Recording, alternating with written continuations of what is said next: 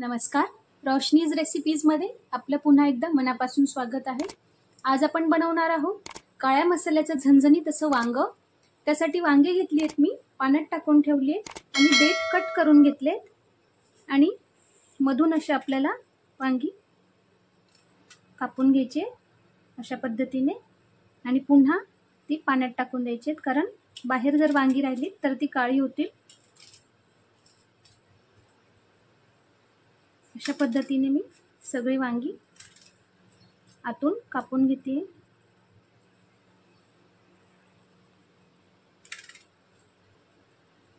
बघू शकता.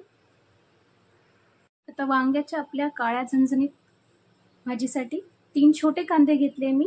एक लेअर सालाची काढून घेतली आणि दोन्ही बाजूनी देठ कट करून घेतली आहे.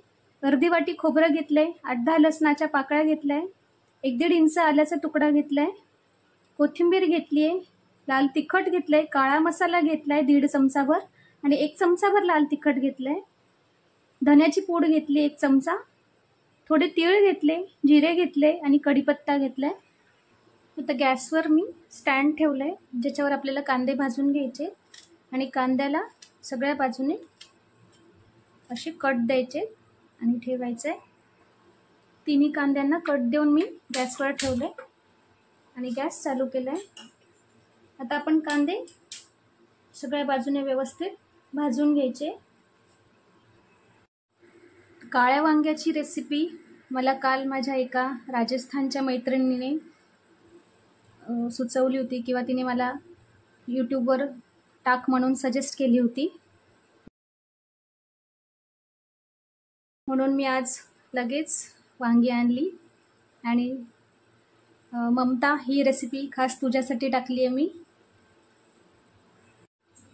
कांदे आपण उलट करून घेतो आहोत आणि आपण जे कांद्यांना कट दिले होते त्याने काय होईल, कांदे आतमध्येपर्यंत व्यवस्थित भाजले जातील. कांदे भाजून झालेत, आता ते काढून घेते मी.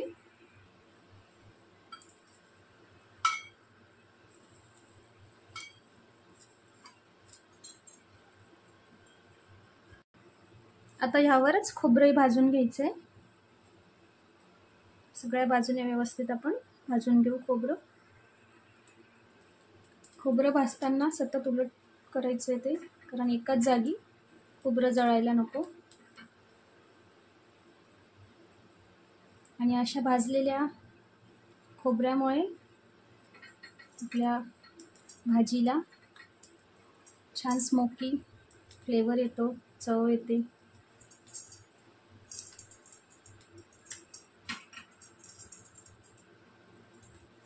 बघू शकता खोबरं झालंय भाजून. गॅस बंद करते.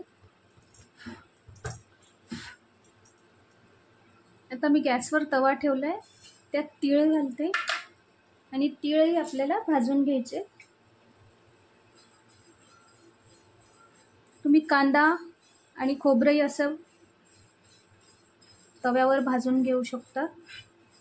कांद्याचे काप करून आणि खोबऱ्याचे काप करून तव्यावर किंचित तेल घालून भाजून घेऊ शकता. बघू शकता तीळ तडतडायला लागली की लगेच काढून घ्यायची. तीळ काढून घेतली, त्यातच लसूण किंचित भाजून घेते मी, म्हणजे आपले सगळेच कांदा, खोबरं,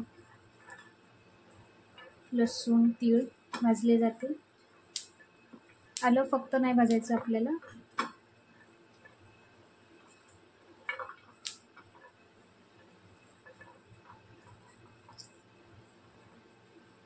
थोडा लसणाचा कलर चेंज झाला, थोडा भाजला गेला की आपण लगेच काढून घेऊ.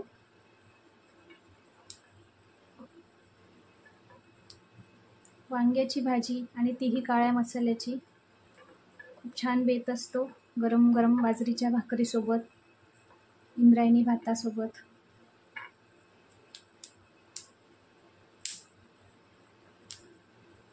काढून घेते मी आता लसूण. मिक्सरचं भांडं घेतले मी, त्यात कांदा, लसूण आणि तीळ घालते मी.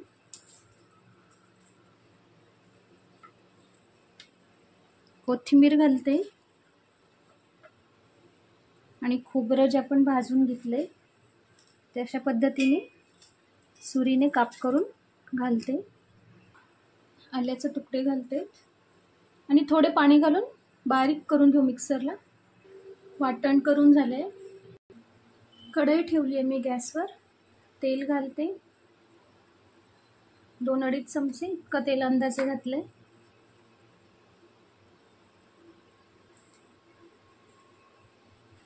तेल तापलं की त्यात आता मी जिरे घालणार आहे. कढीपत्ता घालणार आहे. कढीपत्ता मला आवडतो म्हणून मी घालते. नसेल आवडत तर तुम्ही स्किप करू शकता, पण कढीपत्त्याने छान चव येते.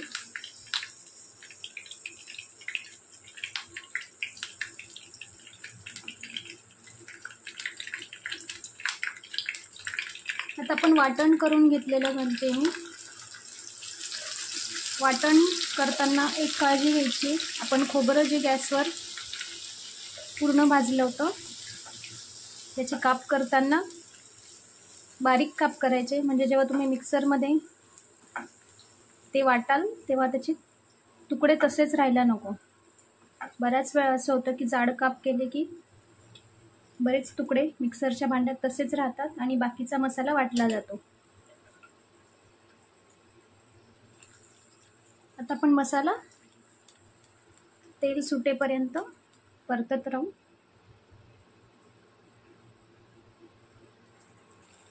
आता यात मी थोडी हळद घालते. लाल तिखट घालते. तिखट तुमच्या आवडीनुसार कमी जास्त करू शकता. तुम्ही कमी तिखट खात असाल तर तिखट कमी घाला. धण्याची पूड घालते आणि सगळ्यात महत्त्वाचं काळा मसाला. काळ्या मसाल्याचा खूप जास्त महत्त्वाचा रोल आहे आपल्या भाजीमध्ये, म्हणून मग घरगुती काळा मसाला असेल तर उत्तमच. नसेल तर हल्ली बाजारातही छान रेडीमेड मसाले मिळतात, तोही आपण वापरू शकतो. माझा हा घरगुती काळा मसाला आहे. आता आपण व्यवस्थित तेल सुटेपर्यंत मसाला परतत राहायचा आहे. आणि वांगी घेतानाही छोटी छोटी कोवळी वांगी घ्यायची आहे. आणि जर ती गावठी वांगी असतील तर अजूनच छान. मला इथे जी मिळाली ती मी घेतली आहे, पण बऱ्यापैकी तीही छान छोटी आहेत.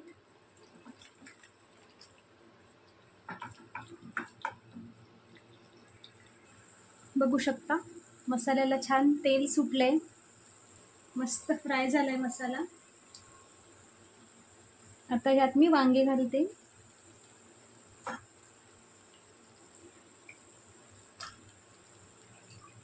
आणि वांगी पण आपल्याला याच्यात अजून 5-6 मिनिटं फ्राय करून घ्यायची.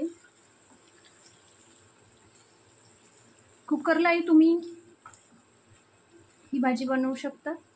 जर वेळ नसेल किंवा झटपट बनवायची असेल तर अशी वांगी भाजली की पाणी घालून त्यात कुकरला 1 शिट्टी करून घ्यायची.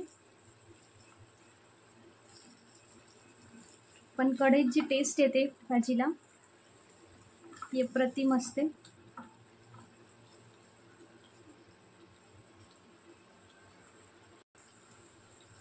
आता मी चवीनुसार मीठ घालते. एक गोष्ट मी सांगायची राहिली आहे, जेव्हा वांगी आपण कट करतो धुतो तेव्हा त्यातही थोडंसं मीठ घालायचं आहे, म्हणजे वांगी अगदी स्वच्छ होतील आणि त्यांनाही थोडं मीठ लागेल. बघू शकता वांग्यांचा रंग चेंज होतोय जसं आपण फ्राय करतोय वांग्यांना. व्यवस्थित फ्राय झाले की यात आपण पाणी घालूया. गरम पाणी घालायचंय.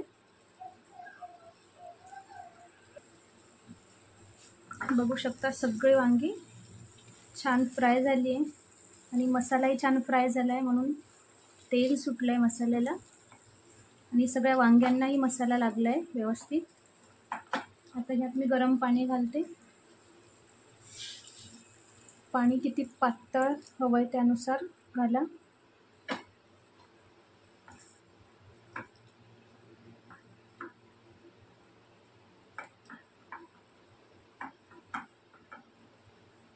किंवा मग भाकरीसोबत खायचं असेल तर थोडं जास्त पाणी असेल तर आपल्याला भाकरी छान चुरून खाता येईल.